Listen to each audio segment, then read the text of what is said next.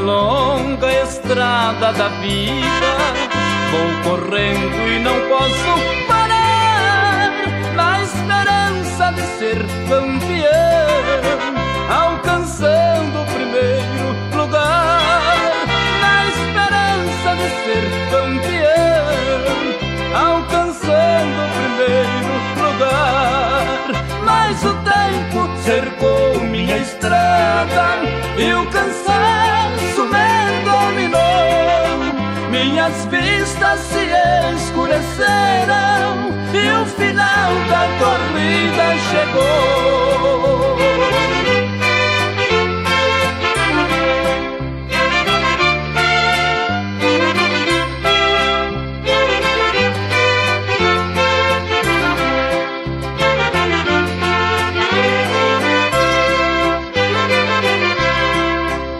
Este é o exemplo da vida para quem não quer compreender.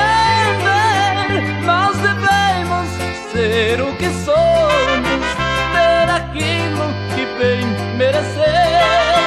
Nós devemos ser o que somos, ter aquilo que bem merecer.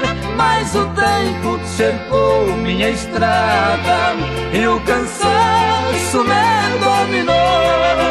Minhas vistas se escureceram e o final desta vida chegou.